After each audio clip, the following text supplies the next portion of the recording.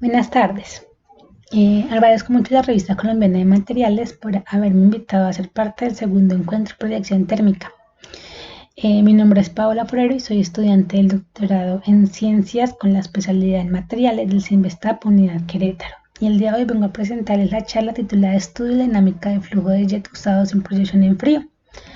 Para ello haré una breve introducción acerca de las técnicas de proyección térmica, las cuales consisten primero en una pistola, la cual, dependiendo del tipo de energía que se suministre para fundir y o acelerar las partículas, así como el jet y finalmente de cómo se obtenga el recubrimiento. Ahora, particularmente para las técnicas de plasma, la forma en la que se suministra la energía es eléctrica. En las técnicas de combustión como proyección térmica de alta velocidad por combustión de oxígeno, pues la energía es química mediante combustión. Finalmente, las técnicas de proyección en frío, pues la energía está suministrada mediante una diferencia de presión. Para esas últimas técnicas, la de proyección en frío, la velocidad de la partícula es muy importante, puesto que dependiendo de esta pueden suceder tres eventos. Primero, que la velocidad sea muy poca y que la partícula rebote en la superficie del sustrato. Segundo, que la velocidad sea la adecuada y que la partícula quede adherida en el sustrato. Y finalmente, que la velocidad sea muy alta y la partícula erosione la superficie del sustrato. El objetivo es estar en el segundo evento. Ahora, la velocidad de la partícula depende mucho de las características del material a depositar como del material a recubrir. Brevemente, las técnicas de proyección en frío consisten inicialmente en una precámara en donde el gas se calienta, seguido de una boquilla tipo de Laval, en la cual tiene una geometría tipo convergente, luego divergente. Esta geometría permite que el gas se comprima y seguidamente se expanda. Esta expansión genera que el gas alcance velocidades supersónicas. Asimismo, las partículas que se ingresan en la boquilla también adquieren estas velocidades. Debido a las bajas temperaturas de las técnicas de proyección en frío, la partícula se deposita en estado sólido, pero la velocidad que tiene es lo suficientemente alta de tal forma que puede deformarse. Ahora, la deformación de estas partículas permite la formación del recubrimiento en la superficie del sustrato.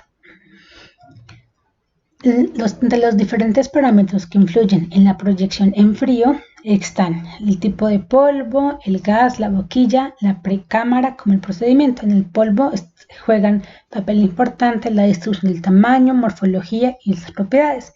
En el gas, el tipo de gas, si es monoatómico, diatómico o una mezcla de los dos, la temperatura y presión del gas a la entrada de la boquilla, la geometría como la longitud de la zona convergente, garganta y zona divergente, como la relación de áreas.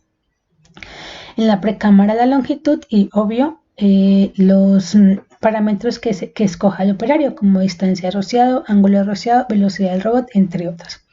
Todo esto con el objetivo de modificar las velocidades de las partículas de tal forma que se obtenga el recubrimiento más adecuado. Este trabajo o la siguiente parte de la presentación se enfocará en la influencia que tienen las boquillas en la formación del recubrimiento. En la literatura existen reportes de que variando la geometría de la boquilla se puede aumentar la velocidad de las partículas. ¿Por qué queremos aumentar la velocidad de las partículas? Porque esto se traduce en recubrimientos con mayor eficiencia y con mayor comportamiento para una aplicación en específico. Ahora, para entender esto tenemos que saber cómo es el comportamiento de las boquillas tipo de Laval. Las boquillas tipo de Laval, primero que nada, pues es un flujo supersónico, es decir, que la velocidad del gas es mayor a la velocidad del sonido. Y es un flujo compresible, es decir, que la densidad no es constante y por ello, pues modelos como el de Bernoulli no se aplican en este caso. Ahora, la boquilla tiene una parte que es la entrada, seguido de una parte más angosta que es la garganta, en donde está la zona más estrecha, y finalmente la salida. Ahora, en esto podemos encontrar tres eventos importantes. Cuando el gas entra en la boquilla, primero está en el régimen subsónico y el número de Mach es menor que 1. Cuando se está en la garganta, el número de Mach es igual a 1. Y cuando se expande el gas, está en el régimen supersónico y el número de Mach es mayor a 1. Ahora, el modelo que se usa para ese tipo de boquillas es el de Dickinson y Smith. En este caso, este modelo determina de que la relación de áreas entre la boquilla con respecto al área de la garganta está íntimamente relacionado con el número de Mach, al igual que la presión, la temperatura del gas, la densidad del gas y la velocidad que tiene este.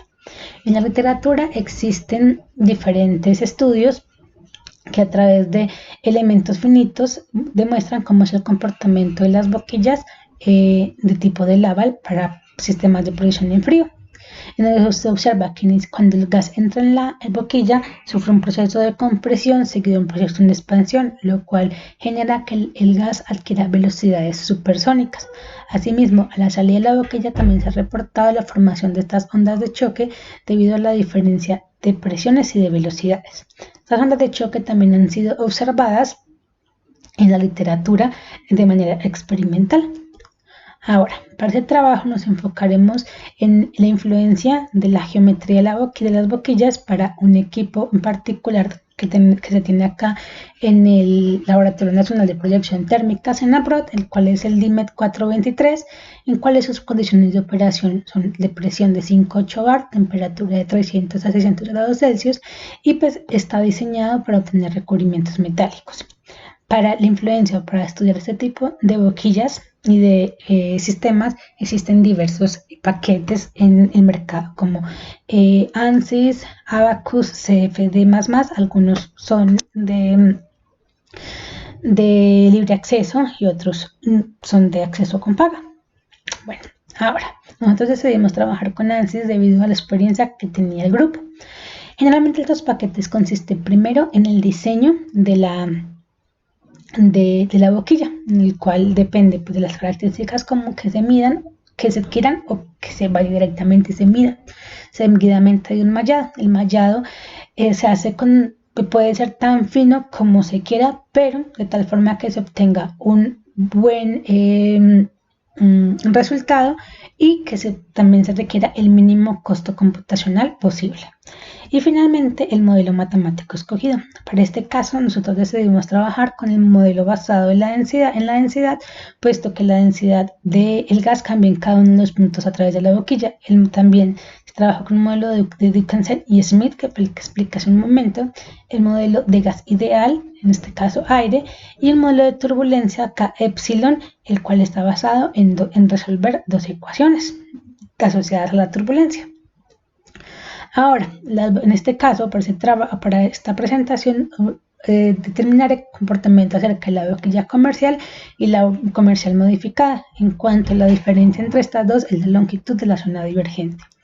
Para ello, pues se tuvieron en cuenta tres factores, que fueron la distancia rociado, que es donde se pone o donde se ubica el sustrato, la presión de entrada del gas en la boquilla y la temperatura de entrada del gas en la boquilla.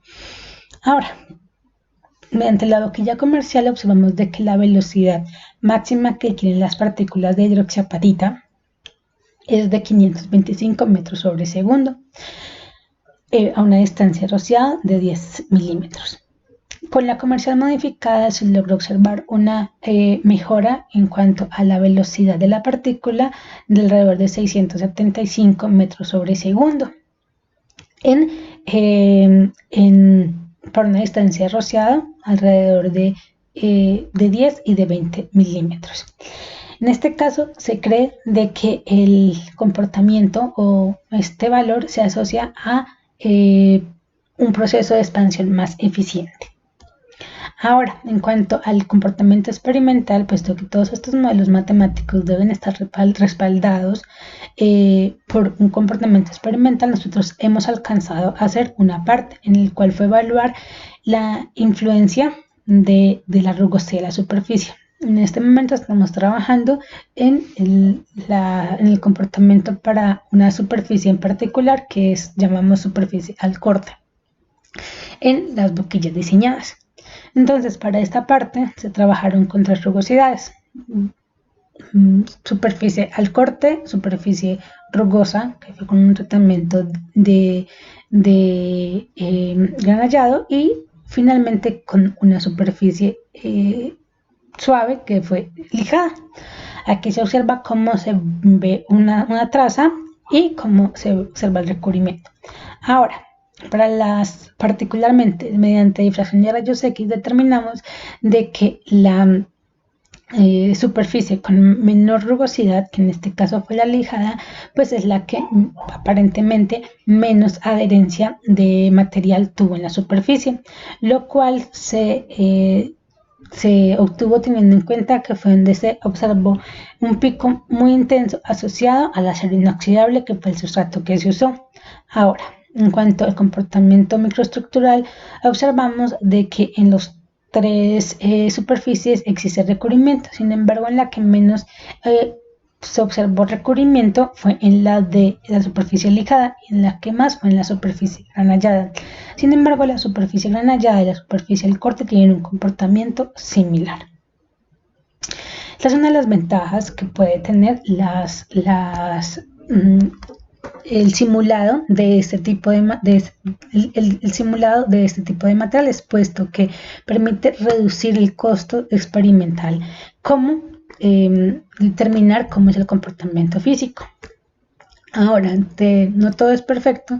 Entre algunas de las dificultades que tiene la simulación es que, independientemente que tenga un buen ajuste, en este caso lo que se observa es el comportamiento y se estima la velocidad de las partículas. Sin embargo, el comportamiento del gas, como se observa aquí en esta imagen, se pueden observar las ondas de choque características de los flujos supersónicos. Sin embargo, determinar la posición y la cantidad de ondas de choque o de estos diamantes que se observan en la flama es muy complicado, y es una de las dificultades más grandes que tienen este tipo de sistemas en este momento. Bueno, sin más por el momento, les agradezco mucho por la atención y quedo atenta a cualquier pregunta.